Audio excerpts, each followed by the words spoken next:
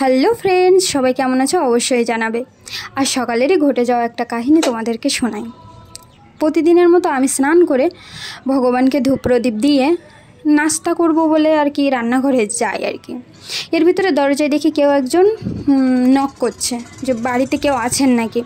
এবার আমি বাইরের দরজাটা খুলে দেখি যে একটা মহিলা এসছে আর কি, কপালে একটা তিলক না চন্দন ফোঁটা দেওয়া, আর গলায় দিকে তাকালাম, গলায় দেখলাম যে হোয়াইট আর ব্ল্যাক পুঁথি দিয়ে মালা, দুই তোমতের মালা, কোনো তুলসীর মালা আর কি ছিল না। ঠিক আছে, তো আমি তাকে দেখে এসে ঘরে এসে এক বাটি চাল, একটা আলু আর টাকা নিয়ে গেছি দেওয়ার জন্য। এখন সে আমাকে মানে চালটা ঘরে 2 কেজি চাল, অনেক দিন আতপ চাউল আর কি পিঠে খাওয়ার জন্য কিনা ছিল। এখন সেটা আমি নিয়ে গেলে সে আমাদেরকে বলছে যে এটা কি আতপ চাউল? আমি বলছি হ্যাঁ এটা আতপ চাউল। তো বলছে আতপ চাউল দিলে না একটা পলিথিন দিতে হবে। আমি বলছি দেখুন পলিথিন তো আমার কাছে নেই, তাহলে আপনি কিভাবে নেবেন বলুন। তা উনি বলছে না, পলিথিন না নিলে ওনার কাছে যা চাল আছে সেগুলো সেদ্ধ চাল। এবার আমাকে পলিথিন দেওয়ার কথা বলছে। তো আমি বলছি তাইলে ঠিক আছে আপনি আলু আর টাকাটা নিয়ে যান। তো উনি আমাকে বলছে না তাইলে আমি টাকাটাই নিই। আমি বলছি ঠিক আছে তা টাকাটা নিয়ে যান। মানে আমি বুঝলাম যে কালেকশনে এতদিন জানতাম যে এই যে পূজার কালেকশনে যারা বেরোয় তাদেরকে যা দেওয়া হয় তাই নেয়, ঠিক আছে। কিন্তু আজকে জানলাম যে না, তাদেরকে সেদ্ধ চাল দিতে হবে, আলু দিতে হবে, টাকা দিতে হবে, ঠিক আছে। আর না হয় শুধু টাকা দাও ঠিক আছে, কিন্তু অন্য কিছু কিন্তু তারা নেবে না। যাই হোক, সবার কি নাস্তা করা হয়েছে সকালে সেটা কিন্তু আমাকে জানাতে ভুলো না, ঠিক আছে।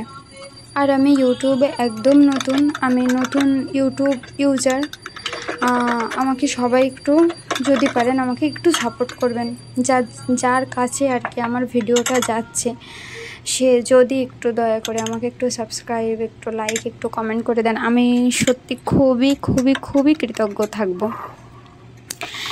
যাই হোক, সবার সুস্থতা কামনা করছি। যার কাছে আমার ভিডিওটা যাচ্ছে সবাই যেন সুস্থ থাকে, যে আমার ভিডিওটা দেখছে সেও যেন সুস্থ থাকে। সব মিলিয়ে আর কি সবাইকে অসংখ্য ধন্যবাদ আমার ভিডিওটা দেখার জন্য।